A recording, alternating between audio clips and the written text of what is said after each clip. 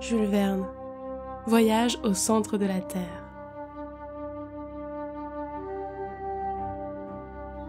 Chapitre 14.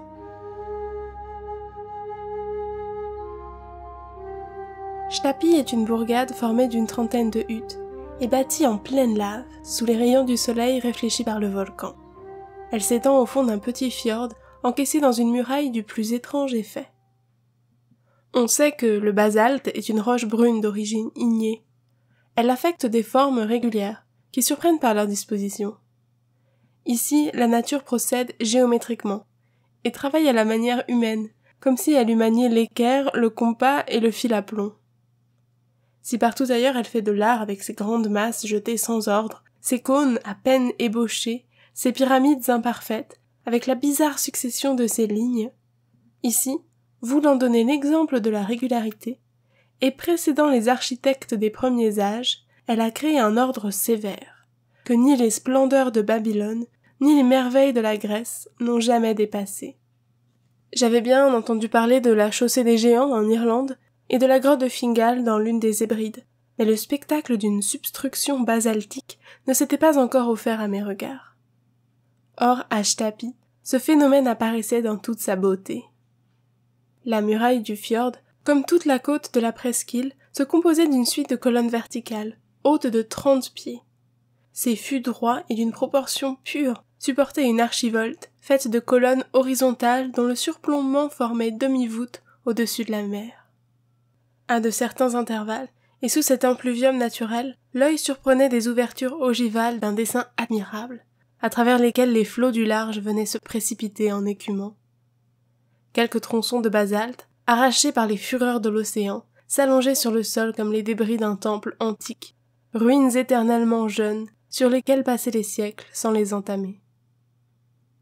Telle était la dernière étape de notre voyage terrestre. Hans nous y avait conduits avec intelligence, et je me rassurais un peu en songeant qu'il devait nous accompagner encore. En arrivant à la porte de la maison du recteur, simple cabane basse, ni plus belle ni plus confortable que ses voisines, je vis un homme en train de ferrer un cheval, le marteau à la main et le tablier de cuir au rein. « Saerwertu » lui dit le chasseur. « Kotar » répondit le maréchal Ferrand en parfait danois. « Hjörkoherde » fit Hans en se retournant vers mon oncle.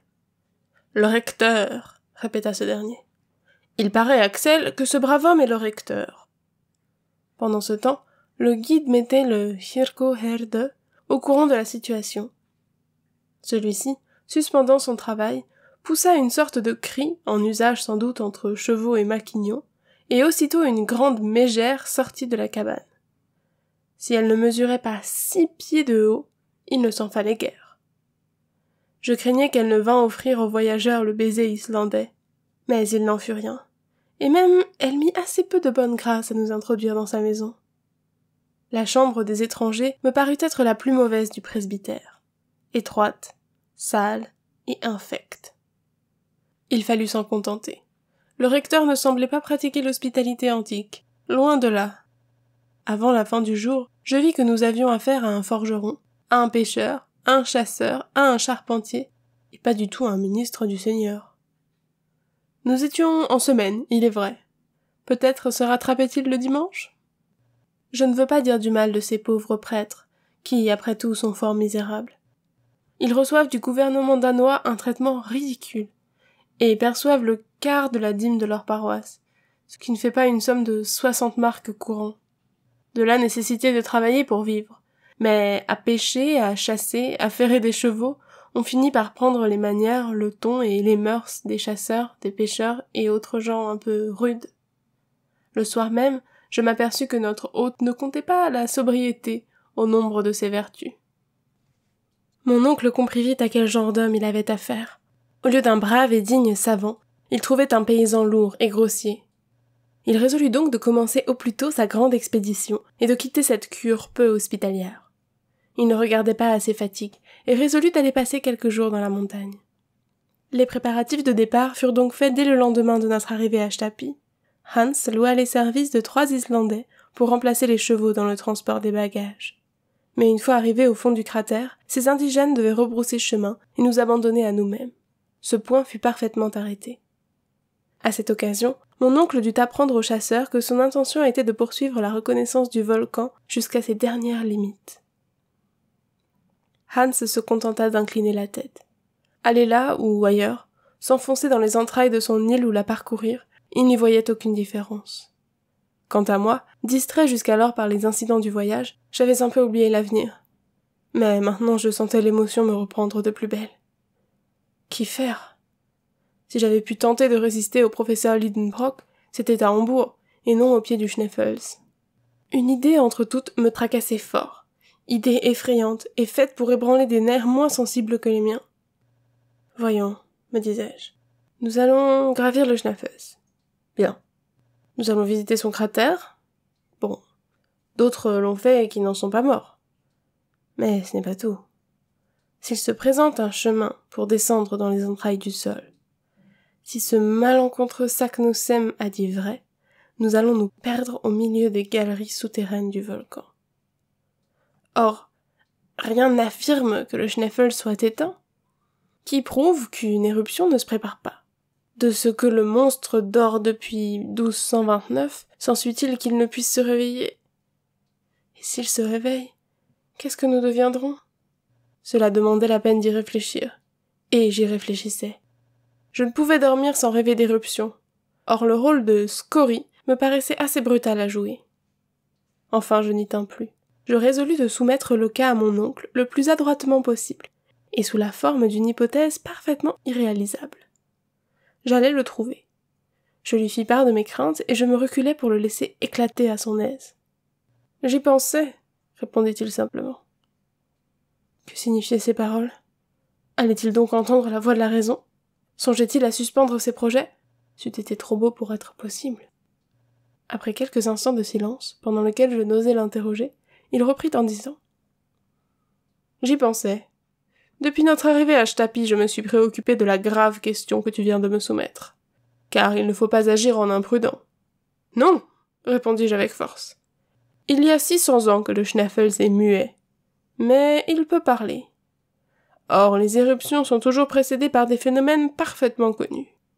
J'ai donc interrogé les habitants du pays. J'ai étudié le sol. Et je puis te le dire, Axel. Il n'y aura pas d'éruption. » À cette affirmation, je restai stupéfait, et je ne pus répliquer. « Tu doutes de mes paroles ?» dit mon oncle. « Eh bien, suis-moi. » J'obéis machinalement. En sortant du presbytère, le professeur prit un chemin direct, qui par une ouverture de la muraille basaltique s'éloignait de la mer. Bientôt nous étions en rase campagne, si l'on peut donner ce nom à un amoncellement immense de déjections volcaniques. Le pays paraissait comme écrasé sous une pluie de pierres énormes, de trappes, de basalte, de granit et de toutes les roches pyroxéniques. Je voyais çà et là des fumerolles monter dans les airs. Ces vapeurs blanches venaient des sources thermales, et elles indiquaient par leur violence l'activité volcanique du sol. Cela me paraissait justifier mes craintes. Aussi je tombais de mon haut quand mon oncle me dit « Tu vois toutes ces fumées, Axel?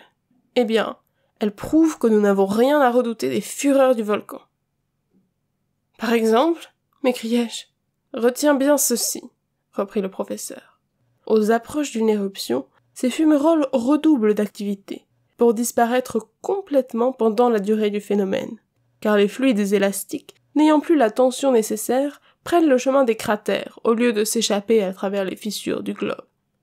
Si donc ces vapeurs se maintiennent dans leur état habituel, si leur énergie ne s'accroît pas, si tu ajoutes à cette observation que le vent, la pluie ne sont pas remplacés par un air lourd et calme, tu peux affirmer qu'il n'y aura pas d'éruption prochaine. Mais assez. Quand la science a prononcé, il n'y a plus qu'à se taire. Je revins à la cure l'oreille basse. Mon oncle m'avait battu avec des arguments scientifiques. Cependant j'avais encore un espoir. C'est qu'une fois arrivé au fond du cratère, il serait impossible, faute de galeries, de descendre plus profondément. Et cela en dépit de tous les Saknussemm du monde. Je passai la nuit suivante en plein cauchemar, au milieu d'un volcan et des profondeurs de la terre. Je me sentis lancé dans les espaces planétaires sous la forme de roches éruptives.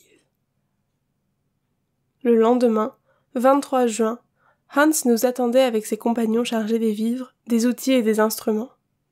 2 bâtons ferrés, 2 fusils, 2 cartouchières étaient réservées à mon oncle et moi.